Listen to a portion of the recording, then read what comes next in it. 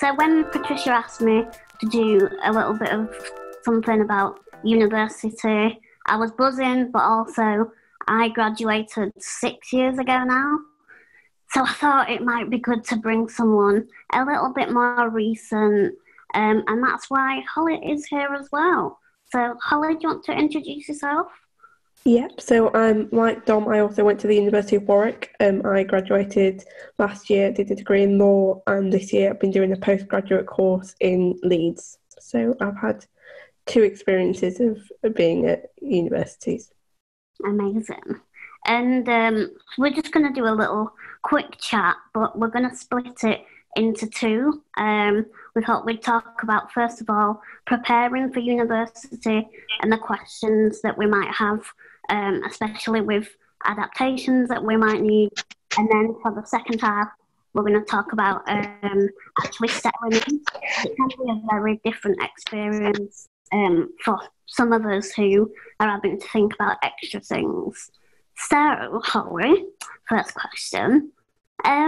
When did you know, or did you know from an early stage that you might have to start thinking about extra things that other people were thinking about when going to university? Yeah, definitely. I think I was always aware that it was going to be a little bit more complicated, and that was kind of always in the back of my mind as soon as I started looking at university. I remember I ordered, obviously you get all the prospectuses, don't you? And one of them, like, there was literally like a massive hill on the front cover of the prospectus, so I was like, well, that one's out.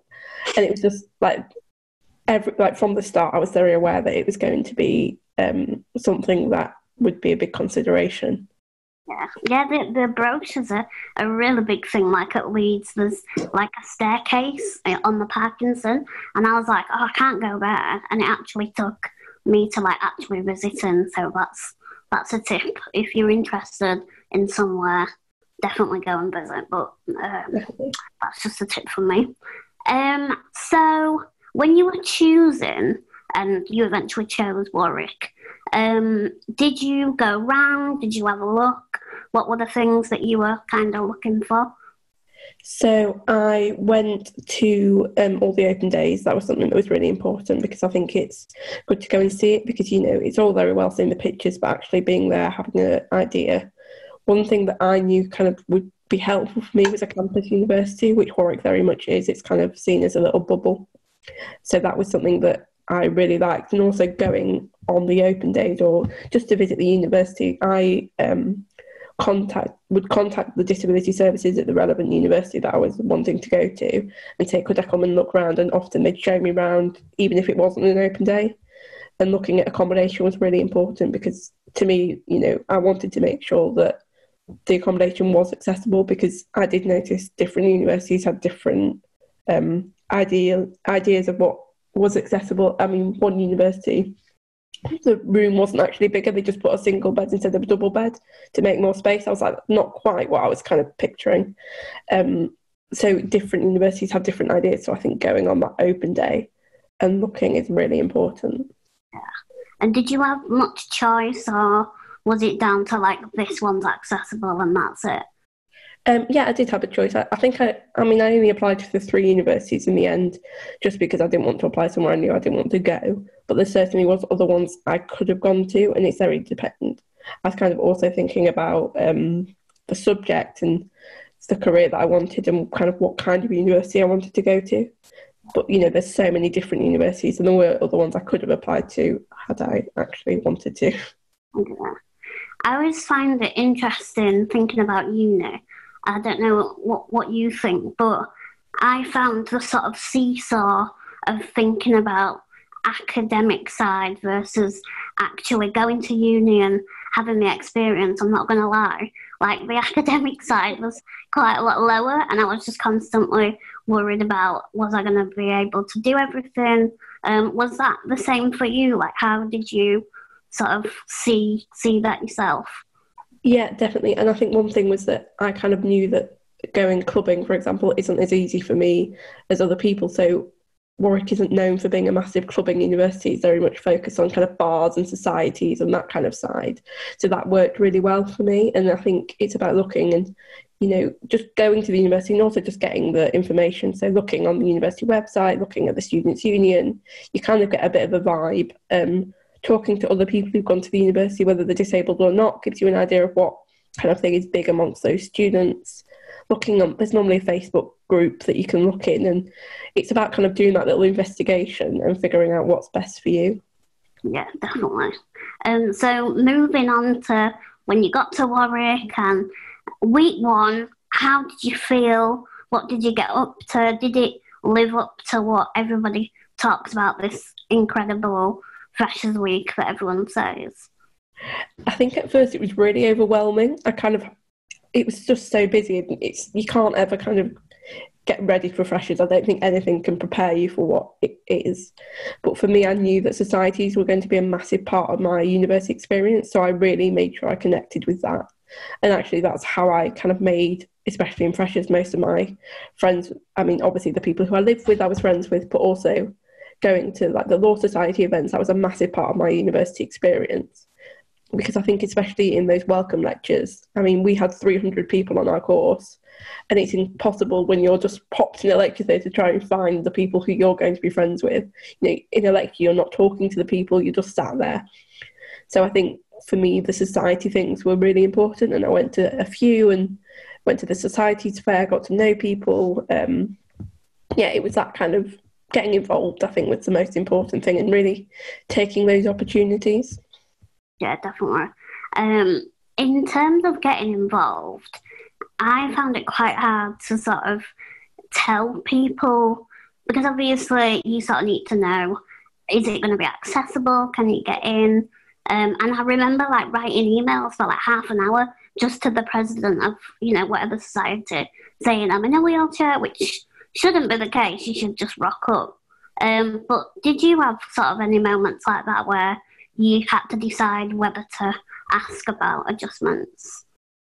I did. I think, like, especially at the start, I'd kind of make inquiries as to, it's like, because once I'd been there, like in my third year, I knew where was accessible around the university, and I knew what venues, like what bars were, and if there was an event at, some of the pubs and stuff weren't accessible, I just wouldn't go to those ones.